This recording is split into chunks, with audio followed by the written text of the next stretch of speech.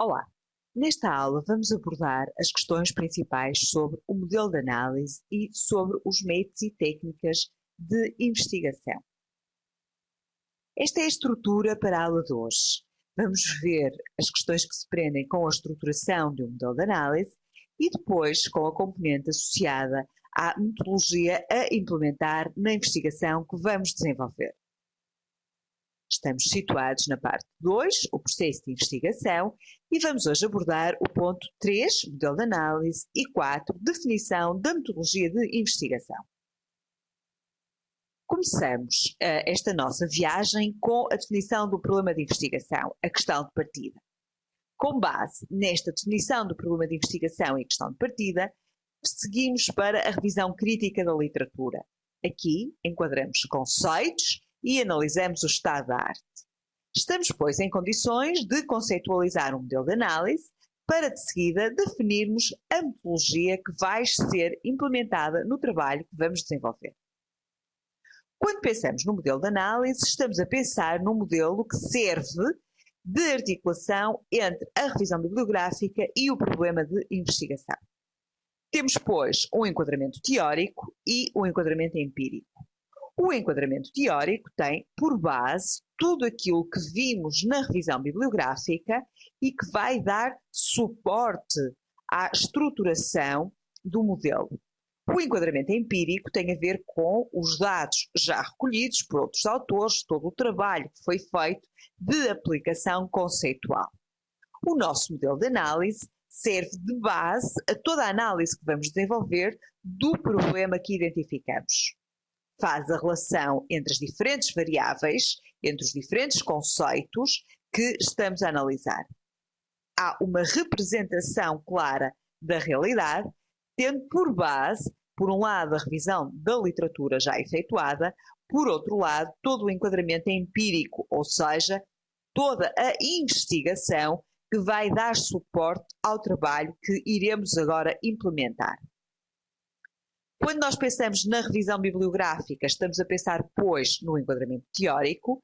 Quando pensamos nos problemas de investigação, estamos a pensar no enquadramento empírico, ou seja, na investigação já desenvolvida. O modelo de análise vai se inspirar na revisão da literatura e vai ter por suporte aquilo que já foi trabalhado, que já foi investigado nesta área. Numa articulação clara entre dimensões, portanto, grandes eixos de análise, conceitos, variáveis e relação entre conceitos, variáveis e no suporte das diferentes dimensões de análise. Então, o que é fundamental é, antes de mais, conceitualizarmos, isto é, organizarmos os conceitos de forma a que tenhamos claros os termos ou variáveis que vão ser incluídos no estudo. O conceito é aqui entendido como uma representação abstrata de algo, uma ideia de um objeto ou de um fenómeno real. E vamos partir para uma lógica de operacionalização, isto é, a ação de definir as atividades ou operações que vamos ter de implementar para analisar ou medir uma variável. Medimos do ponto de vista quantitativo, analisamos do ponto de vista qualitativo. Então, este processo de construção do modelo de análise é o processo em que, com base na teoria e tendo por base também a investigação já realizada, vamos estabelecer as relações entre as variáveis que pretendemos analisar, tendo por suporte a forma como vamos proceder a essa análise. Se quisermos, e tendo por base o modelo de Kivy, as etapas do processo de investigação podem ser agrupadas em 3 grandes momentos: a ruptura, a construção e a verificação. A ruptura tem a ver com, em primeiro lugar, a etapa 1, a pergunta de partida que estabelecemos. Vamos depois explorar, através de leituras ou através de entrevistas exploratórias, dependendo um bocadinho daquilo que for o estado da arte para um determinado fenómeno, e chegamos então à problemática. Ou seja, temos toda a definição conceitual e temos um mapa com referência a tudo aquilo que foi efetuado na relação com a temática que está a ser estudada. Até à etapa 3, fazemos sobretudo análise documental, podendo, como disse já, realizar algum tipo de contacto exploratório, de entrevistas exploratórias, que nos ajudem a conceitualizar o tema que estamos a abordar. Partimos, pois, para a etapa de construção de um modelo de análise, aquela que nos ocupa hoje em termos desta aula. O modelo de análise pode ser definido como o conjunto de hipóteses e conceitos estritamente ligados entre si para, em conjunto, formarem um quadro de análise coerente. É, pois, baseado na revisão da literatura e na análise de outros dados que possam ser importantes para a construção teórica que tem sempre de estar subjacente a qualquer trabalho. Partindo do modelo de análise, iremos passar para a fase da verificação com recolha, análise de dados e, etapa 7, estruturação de conclusões. Vejamos, pois, um exemplo concreto.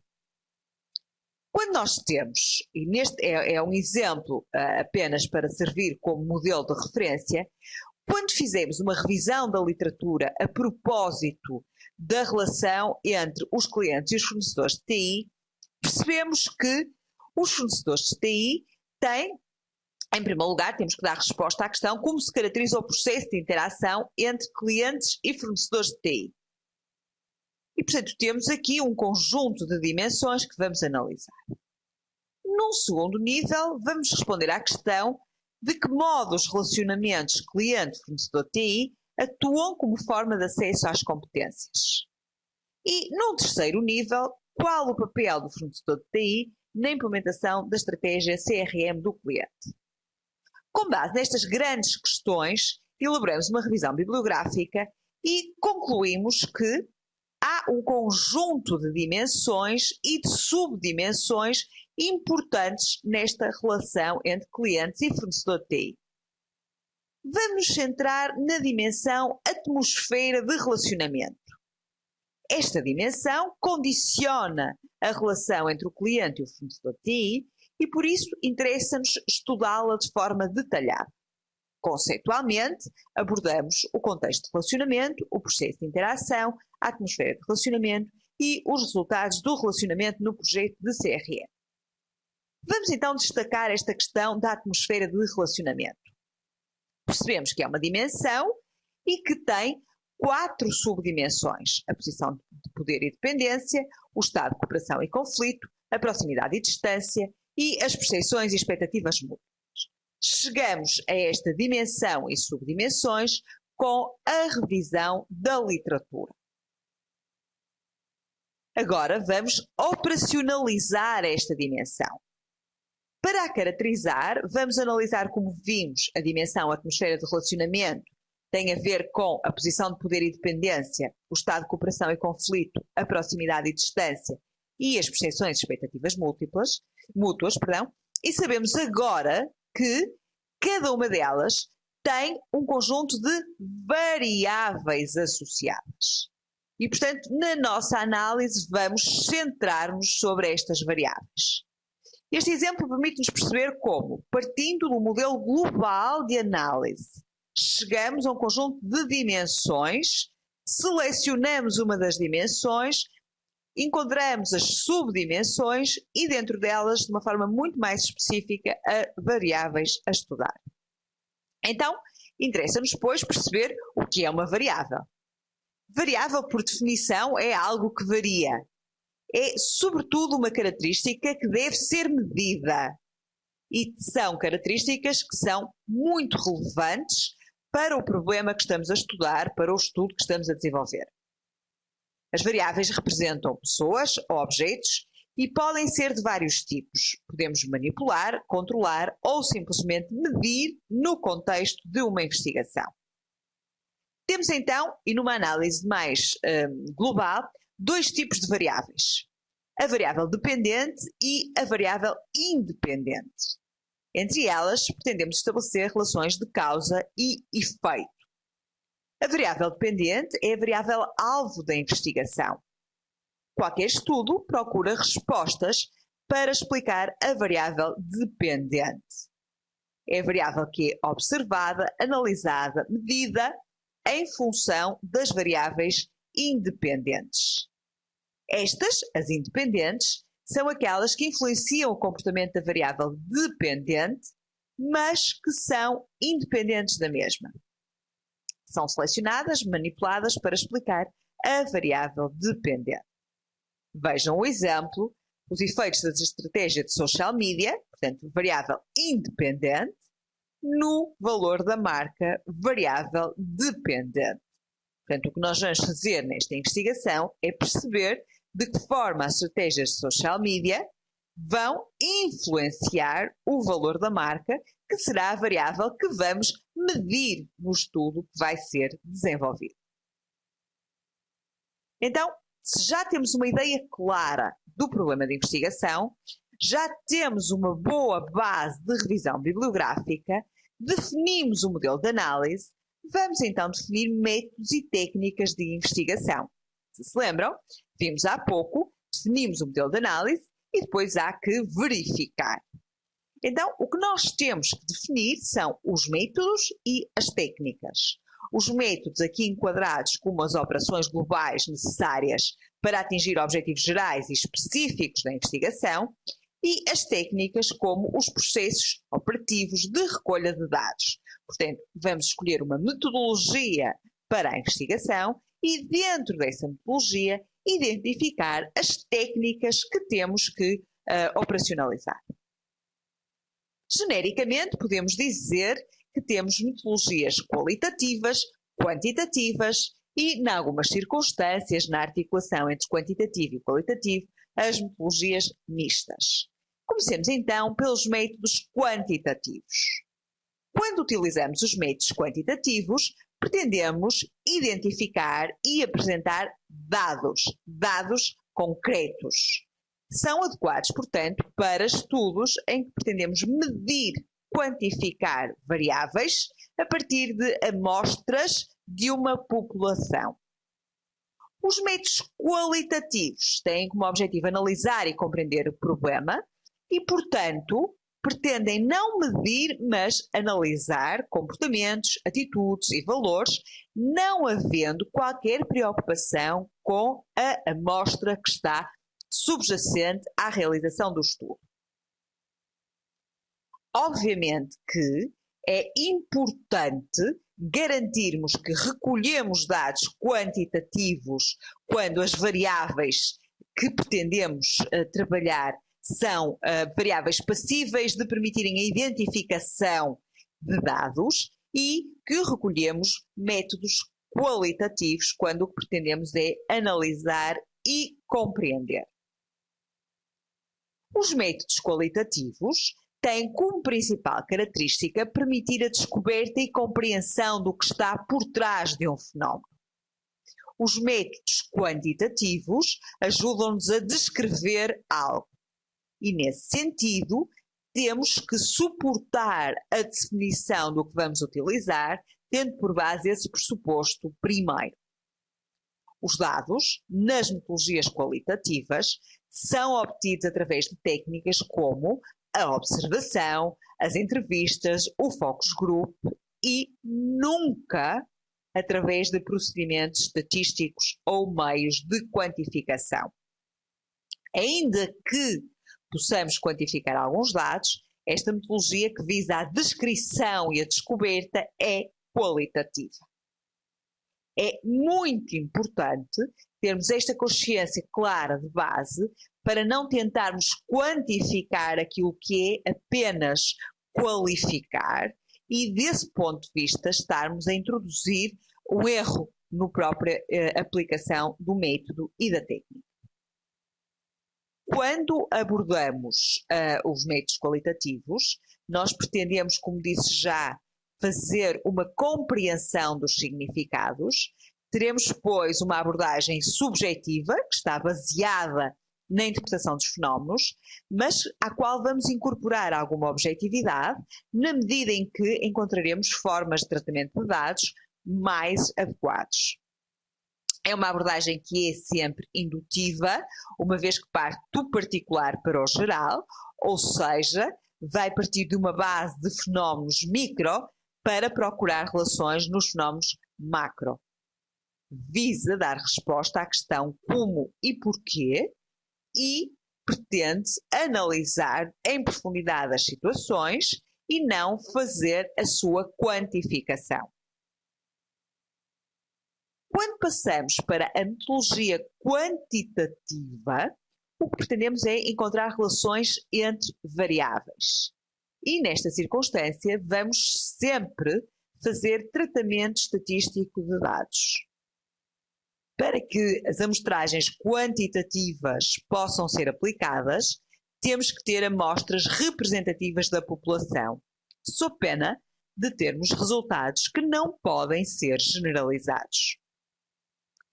Esta metodologia implica a formulação de hipóteses explicativas dos fenómenos, implica controle da variável e estabelecimento de relações entre elas.